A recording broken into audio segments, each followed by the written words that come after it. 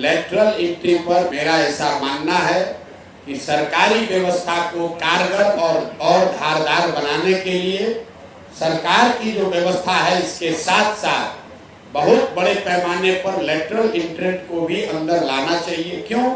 क्योंकि जो बहुत कठिन विषय हैं, पानी की समस्या, कुपोषण की समस्या, अस्पताल शिक्षा की समस्या है, वो सिर्फ यहाँ के ब्यूरोक्रेट से सॉल्व होने वाला नहीं।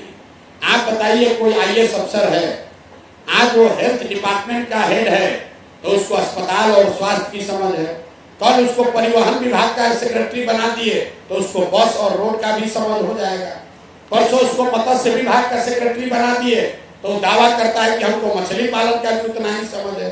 तो ये भैया, इससे सुधार होगा नहीं। इसलिए जो सरकार की एडमिनिस्ट्रेशन और प्रशासनिक व्यवस्था है वो रहनी चाहिए, लेकिन उन विषय के विशेषज्ञों को जब तक साथ में नहीं जोड़ा जाएगा तब तक कोई आगे का बड़ा रास्ता नहीं बनाया जा सकता है। इस देश में आजादी के बाद जो 5-6 बड़े काम हुए, एटॉमिक एनर्जी का काम हुआ, उसको किसी आईएएस ने नहीं किया, उसको विक्रम साराभाई और होमी भाभा ने किया, वो लेटरल एंट्री थे। इस देश में मिसाइल की दिशा में जो काम हुआ उसको अब्दुल कलाम ने किया, वो कोई आईएएस अफसर नहीं थे, वो एटॉमिक डिपार्टमेंट के सेक्रेटरी नहीं थे। इस देश में ग्रीन रेवोल्यूशन लाने का श्रेय स्वामीनाथन जी को दिया गया।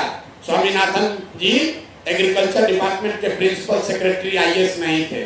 इस देश में डेयरी का काम, व्हाइट रेवोल्यूशन, प्रोफेसर कुरियन ने किया, कुरियन कोई आईएएस नहीं थे, लेटरल एंट्री थे। देश में टेलीफोन की क्रांति का श्रेय बहुत हद तक सैम पित्रोदा को दिया जाता है।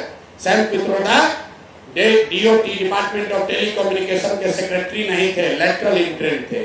इस देश में आधार का जो आप कार्ड देख रहे हैं, आधार का कार्ड होम मिनिस्ट्री का सेक्रेटरी नहीं बनाया है, इसको नंदन नीलकर्णी जैसे लोगों को लाकर बनाया गया। ये आपको क्या दिखाता?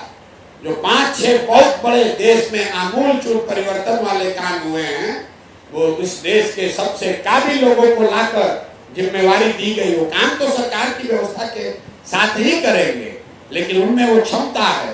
तो हम लोग इस पक्ष में हैं कि बिहार को अगर सुधारना है तो पूरे दुनिया में एजुकेशन को लेकर, स्वास्थ्य को लेकर, आर्थिक विकास को लेकर जितने बड़े लोग हैं, जो समझदार लोग हैं, जब तक उनको नहीं जोड़ा जाएगा तब तक बिहार में बड़ा सुधार नहीं हो सकता है।